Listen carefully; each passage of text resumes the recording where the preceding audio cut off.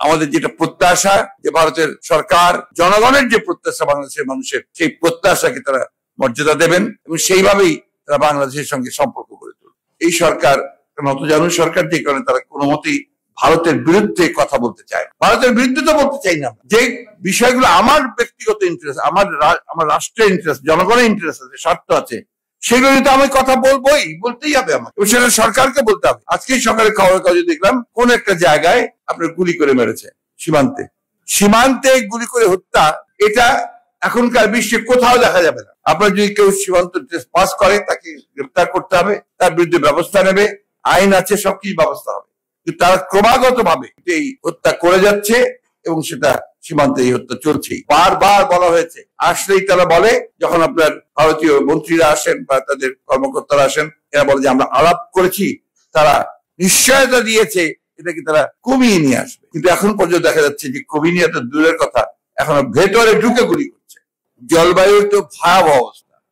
বাংলাদেশ যে গভীর চ্যালেঞ্জের মধ্যে আছে, সেটা হচ্ছে যে বৈশ্বিক যে আপনার পরিবর্তন হচ্ছে, উষ্ণতা, সেই উষ্ণতার কারণে বলা হচ্ছে, এটা সবাই আপনার যারা জলবায়ু বিষয়ে কাজ করেন বিজ্ঞানীরা বলছেন যে বাংলাদেশের শতকরা 17 জন মানুষ তারা এফেক্টেড হবে এবং তারা পানির নিচে যাবে, সমুদ্রের পানি উপরে উঠে আসবে, এবং এটা প্রক্রিয়া শুরু হয়েছে অলরেডি। এটাকে প্রতিরোধ করার জন্য আন্তর্জাতিকভাবে তারা চেষ্টা করছে সবাই মিলে।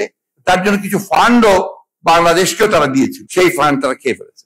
আপনার জলবায়ুর দিক থেকে, পরিবেশের দিক থেকে বাংলাদেশের অবস্থান সর্বনিম্নের মধ্যে আছে, এবং ঢাকা সিটিকে তারা বলছে এখন যে আপনার ঢাকা সিটি এখন নাকি দ্বিতীয় হচ্ছে নিকৃষ্টতম দূষিত শহরগুলোর মধ্যে, ওয়ার্ল্ডের মধ্যে। তো সেই শহরে আমরা বাস করছি, এবং সেই শহরে আশেপাশে যারা বাস করছে সবাই আজকে কিন্তু প্রচন্ড রকমের একটা ঝুঁকির মধ্যে। অনেকে বলবে এত উন্নয়ন করছে, মেগা প্রজেক্ট হচ্ছে, এত ফ্লাইওভার, সবকিছু, কিন্তু সেই সঙ্গে এই ফ্লাইওভার মেগা প্রজেক্ট থেকে তারা কত মেগা পাচার করেছে, চুরি করেছে। একই সঙ্গে আমার সাধারণ মানুষের, গ্রামের মানুষের কি উপকারটা হয়েছে? এমন উন্নয়ন করেছে যে ঢাকা শহরে এখন আর লোক থাকতে পারছে না, তারা চলে যাচ্ছে গ্রামে। গ্রামে কিন্তু একটা মানুষ ফিরে যাচ্ছে, দুর্ভাগ্য, গ্রামে ফিরে গিয়েও কিন্তু তার কোনো কর্মসংস্থান নাই, কাজ পাচ্ছে না। কোথায় কাজ পাবে? সেখানে তো কোনো কাজ নাই। আজকে এমন একটা অবস্থা হয়েছে যে সাধারণ মানুষের ক্রয় ক্ষমতা একেবারে শেষ পর্যায়ে গিয়ে পৌঁছেছে। ইনফ্লেশন, বাজেট দিয়েছে, এটা নিয়ে অনেক কথা হয়েছে, সম্পূর্ণ বাজেটটাই হচ্ছে তাদের পাটের বাজেট। এই ইনফ্লেশন আজকে অনেক পর্যায়ে গেছে, মানুষের সবকিছু ক্ষমতার বাইরে চলে যাচ্ছে। বিচার নাই, কোথাও কোনো ব্যবসা করতে গেলে তার কোনো সুযোগ পাবেন না, এবং সে টাকা দিতে হবে, টাকা ছাড়া কেউ কোনো কথা বলে না, ঘুষ ছাড়া কথা বলে না।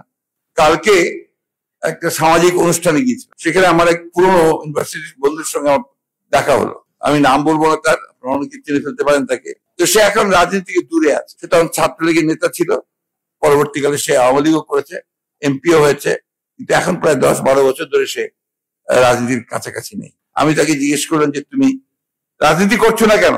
তো বলে যে কোন রাজনীতি করবো? আমি করবা? আওয়ামী লীগ কি আওয়ামী লীগ? এটা তো এখন আজিজ আর বেনজিরের আওয়ামী লীগ।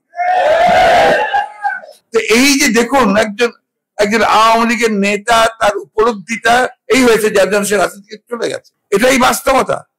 আজকে আওয়ামী লীগ সে আওয়ামী লীগ নেই যে আওয়ামী লীগ স্বাধীনতা সংগ্রাম করেছিল।